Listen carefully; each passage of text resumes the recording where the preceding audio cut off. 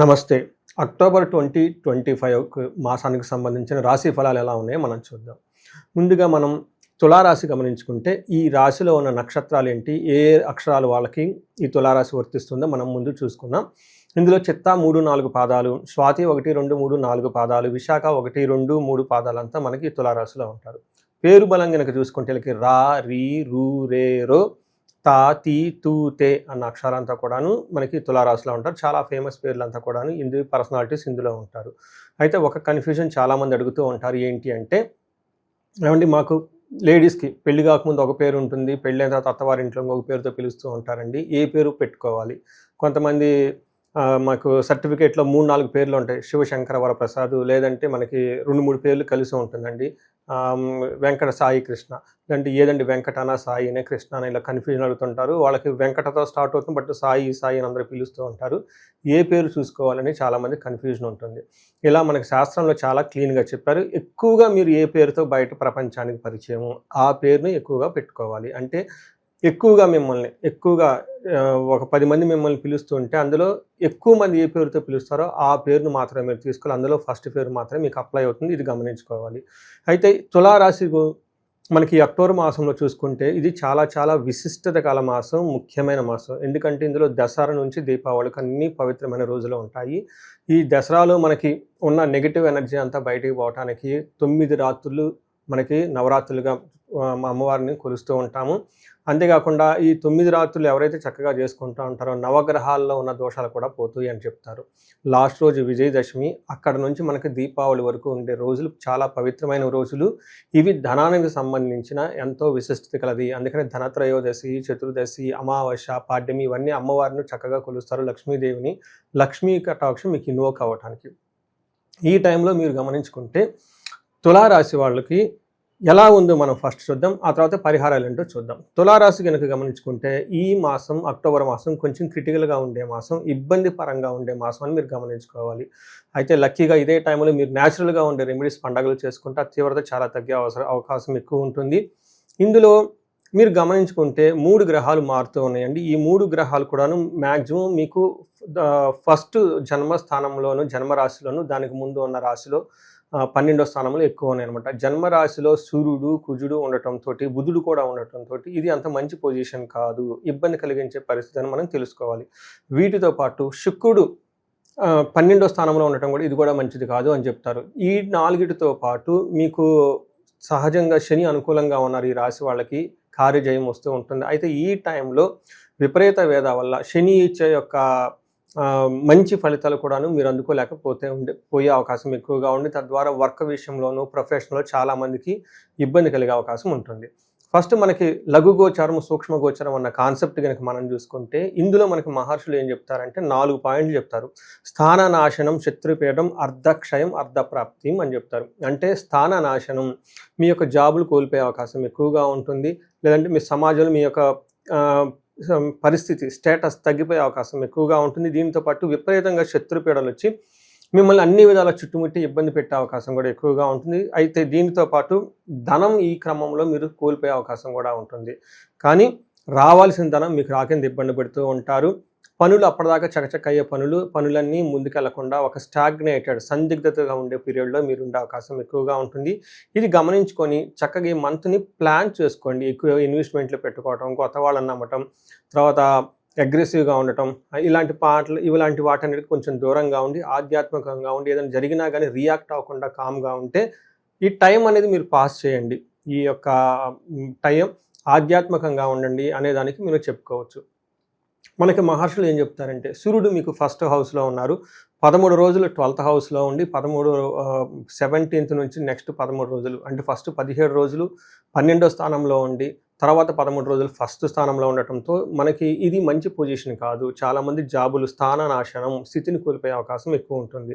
మనకు సంస్కృతంలో మహర్షులు ఏం చెప్తారంటే, దేహార్తి సతతం కాలతిక్రమణ భోజనం, బంధుమిత్ర సుహృద్వేష, చంద్రరాశి గతో రవి అని చెప్తారు. అంటే దీని ప్రకారం శరీరంలో అలసటగా ఉండటం, సత్వం లేకుండా ఉండటం, కాలతిక్రమణ భోజనం, టయానికి భోజనం తినకుండా అటు ఇటు పరుగులు పెట్టినట్టు ఉండటం, బంధువులతోటి తర్వాత వాళ్ళతో గొడవలు పడే అవకాశం ఎక్కువగా ఉంటుంది, ధన నష్టం జరిగే అవకాశం ఎక్కువగా ఉంటుంది. ఇంతే కాకుండా కొంచెం మీరు ట్రావెల్ ఎక్కడైనా చేసినా కానీ ఆ ట్రావెల్‌లో ఇబ్బంది పడే అవకాశం ఎక్కువగా ఉంటుంది. ఈ ప్రకారంగా చూసుకుంటే మనకి సూర్యుడు అంత అనుకూలంగా లేరు, కొంచెం జాగ్రత్తగా ఉండాల్సిన టైము అనేది గుర్తుపెట్టుకోవాలి. అయితే సూర్యుడితో పాటు కుజుడు కూడా రావటంతోటి కుజుడు కూడా ఇక్కడ మీకు సరైన మంచి సపోర్ట్ ఇవ్వడు, కొంచెం ఇబ్బందులు పెట్టే పరిస్థితుల్లో ఉన్నారు కాబట్టి ఇది కొంచెం గమనించుకోవాలి. ఇక్కడ కుజుడు మీకు ఎలాంటి నెగటివ్ యొక్క ఇంపాక్ట్ని కలగజేస్తున్నారంటే జ్వరం ఖడ్గవరణం చైవ బంధు భార్య విరోధ కృత్తు చంద్రరాశిగతౌ యక్ష రాక్షస పీడనం అంటారు సంస్కృతంలో. దీని యొక్క మీనింగ్ ఏంటంటే ఈ టైంలో మీకు జ్వరం వచ్చే అవకాశం ఎక్కువగా ఉంటుంది, కత్తుల వల్ల పొదునైన వాయిదాల వల్ల దెబ్బలు జరిగే అవకాశం ఎక్కువగా ఉంటుంది, బంధువులతో గొడవలు వచ్చే అవకాశం ఎక్కువగా ఉంటుంది. ఇంతే కాకుండా మోస్ట్ ఇంపార్టెంట్ ఈ టైంలో యక్ష రాక్షస పీడనం అంటారు. అంటే పిక్కలు పట్టినట్టు ఉండటము, దిష్టి తగలటము, మొబైల్ పగిలిపోవటము, అన్ఎక్స్పెక్టెడ్గా జరగకూడని మీ చుట్టూ జరగటం, దానికి కారణం అనేది ఏమీ ఉండదు. మీరు హెల్త్ కూడాను డాక్టర్ దగ్గరికి పోయినా కానీ ఏమీ లేదు బాగుంటుంది అంటారు, కానీ మీరు లోన చాలా ఫీల్ అవుతూ ఉంటారు. మిమ్మల్ని చుట్టూరు కన్ఫ్యూజన్గా ఉండే పరిస్థితులు ఎక్కువగా ఉండే అవకాశం ఎక్కువగా ఉంటుంది, గాయాలయ్యే అవకాశం ఎక్కువగా ఉంటుంది. ఈ ప్రకారంగా కుజుడు కానీ సూర్యుడు కానీ ఎవరు మంచి సరిగా చేయటం లేదు. దీనితో పాటు మీరు గనక చూసుకుంటే బుధుడు కూడాను సరిగ్గా మీకు సపోర్ట్ ఇవ్వటం లేదు. తర్వాత శుక్రుడు అగైన్ మీకు మిక్స్డ్గా ఉండి కొన్ని విషయాలు సపోర్ట్ ఇస్తూ కొన్ని విషయాలు సపోర్ట్ ఇవ్వకుండా ఇబ్బంది పడుతూ ఉంటారు. మనకి సంస్కృతంలో మహర్షులు ఏం చెప్తారంటే శాస్త్రపీడం చోర బాధ మహద్భయం కృషిరవ్యాధి సర్వ విఘ్నశాత్ అని చెప్తారంటే, అంటే ఏదైనా వ్యవసాయం చేసినా బిజినెస్ చేసినా ఈ టైంలో ఆటంకాలు వస్తూ ఉంటారు. అంతేకాకుండా మహద్భయం ఏదో విధంగా కష్టాలు భయంతో కూడిన సందర్భం ఎక్కువగా ఉంటుంది, గుప్త రోగాలు వచ్చే అవకాశం కూడా ఎక్కువగా ఉంటుంది. సో తులారాశి వాళ్ళు గమనించుకొని ఈ విషయాన్ని మీరు బాహ్య ప్రపంచానికి ఏదేదో చేయాలని ఆర్భాటంగా అంగులుగా హడావుడిగా పెద్ద పెద్ద ప్లాన్లు పెట్టి చేసే టైం కాదు. ఈ టైంలో కంప్లీట్ ఇంట్రావర్ట్ ఇన్సైడ్ మీరు తిరిగేసి ఆధ్యాత్మికంగా ఉండడం చాలా చాలా ఇంపార్టెంట్. ఎందుకంటే గ్రోత్ కొన్నిసార్లు బయట ఉండదు, అప్పుడు మనం ఇంటర్నల్గా గ్రోత్ ఫోకస్ చేసుకోవాల్సిన టైం. ఈ టైంలో బయట పరిస్థితులు బాగలేదంటే దాని అర్థం ఇంటర్నల్గా మిమ్మల్ని మీరు చాలా స్ట్రాంగ్గా చేసుకోవాలి. ఈ టైంలో అక్టోబర్ మంత్లో దసరా దీపావళి ఎన్నో పండుగలు ఉన్నాయి కాబట్టి ఈ టైంలో మీరు భవానీ మాలలు వేసుకున్నా ఇప్సా మాలలు వేసుకున్నా ఏది వేసుకున్నా కానీ మీకు బాగా కలిసి వస్తుంది. బయట సాధించలేని వాటికి కావాల్సిన నల్లిఫై చేసి మిమ్మల్ని మీరు స్ట్రెంత్ చేసుకునే ఒక గొప్ప అవకాశం ఈ మంత్ అని చెప్పుకోవాలి. మనకి ఇదే టైంలో అంగగోచారం అనే ఒక కాన్సెప్ట్ మహర్షులు ఇచ్చారు. ఇందులో నక్షత్రం ప్రకారం కూడా మనకు ఫర్దర్ డీటెయిల్స్ అనేది డిస్కస్ చేసుకోవచ్చు, మాట్లాడుకోవచ్చు. దాని ద్వారా మనకు కొన్ని క్లూస్ వస్తుంది, ఎలా ఉంటుంది, పాజిటివ్గా ఉంటుందా నెగిటివ్గా ఉంటుంది అనేది. మనం ఇందులో చిత్తా స్వాతి విశాఖ నక్షత్రం 3 నక్షత్రాలు ఉంటాయి. ఇందులో చిత్తా నక్షత్రం కనుక చూసుకుంటే వీళ్ళకి పాజిటివ్ సైడ్ చూసుకుంటే ఒక ధనలాభం మాత్రమే వచ్చే అవకాశం ఎక్కువగా ఉంటుంది, ఐశ్వర్యం వచ్చే అవకాశం ఎక్కువ ఉంది.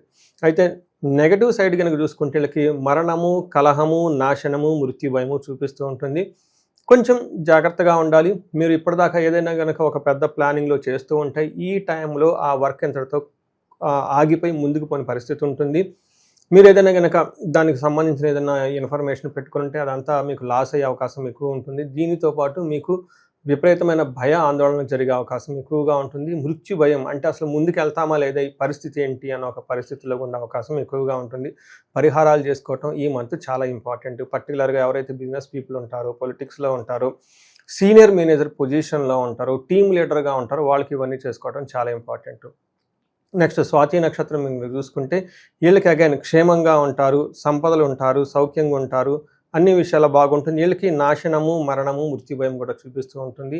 వీటిని మీరు చక్కగా పట్టుకోవాల్సిన అవసరం ఉంది ఇందాక చెప్పిన విధంగా. తర్వాత విశాఖ నక్షత్రం వాళ్ళు చూసుకుంటే వీళ్ళకి క్షేమంగా ఉంటారు, సౌఖ్యంగా ఉంటారు, సంపదలు ఉంటాయి, ఫారిన్ రిలేటెడ్ ఆపర్చునిటీస్ వీళ్ళకి ఎక్కువ వచ్చే అవకాశం ఎక్కువగా ఉంటుంది. అయితే ఛాలెంజెస్ కూడా ఉంటుంది. వీళ్ళకి మృత్యుభయము, మరణము, నాశనము కూడా చూపిస్తూ ఉంటుంది. మీకు ఇందాక చెప్పిన విధంగాను ఇవి కొన్ని పనిలో ఆగిపోవటము, ముందుకెళ్తామా లేదని భయపడే అవకాశం ఎక్కువగా ఉంటుంది. చూశారు కదండి, ఇవి తులారాశి వాళ్ళకి ఈ మంత్ ఛాలెంజింగ్గా ఉండబోతుంది. చక్కటి పరిహారాలు చేసుకోవటం ఎంతో ఇంపార్టెంట్. ఫస్ట్ వీళ్ళు కనుక పరిహారాల లిస్టు కనుక చూసుకుంటే వీళ్ళు ఆదిత్య హృదయ స్తోత్రం చదవటం చాలా చాలా ఇంపార్టెంట్ ఫస్ట్ థింగ్. నెంబర్ 2 వీళ్ళకి శత్రుపీడ విపరీతంగా ఉంటుంది కాబట్టి మన్యు పాశుపత అభిషేకం చేయించుకోవటం, రుద్రాభిషేకం చేయించుకోవటం చాలా ఇంపార్టెంట్. ఎవరైనా కనుక ధనానికి ఇబ్బంది పడుతూ ఉన్నా, మంచి పొజిషన్లో ఉన్న వీళ్ళకి ఈ టైంలో స్వర్ణలక్ష్మి విశేష హోమం చేయించుకున్నా, లేదంటే మనకి కుబేర పాశుపత అభిషేకం చేయించుకున్నా ఎంతో వీళ్ళకి కలిసి వచ్చేసి లైఫ్ అనేది ముందుకు పోవటానికి చాలా తోడ్పడు ఇవన్నీ మీకు ఎంతో ఉపయోగకరంగా ఉంటాయని గమనించుకోవాలి.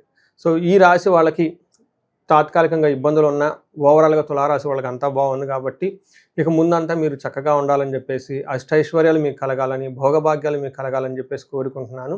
ఇండివిజువల్గా మీకు ఇంకా ఏదైనా ఛాలెంజెస్ ఉన్న భార్యాభర్తలుగా నుంచుకోండి. ఒక్కసారి మీ పర్సనల్ హారోస్కోప్ అనాలిసిస్ చేస్తే పర్సనల్గా ఇంకా మీ పర్సనల్ చార్ట్లో ఏమైనా కనుక వేరే గ్రహాలు ఇబ్బంది పడుతున్నా అవన్నీ తెలుసుకొని తద్వారా చక్కటి పరిహారాలు చేసుకుంటే మీ లైఫ్ 10 అంతల ముందుకెళ్ళటానికి ఎంతో అవకాశం ఉంది ఈ తులారాశి వారికి ఈ సంవత్సరంలో. సో చూశారు కదా, ఏమైనా డౌట్ ఉంటే కనుక కింద కనిపిస్తున్న నెంబర్ని నాకు కాల్ చేయగలరు. నమస్తే.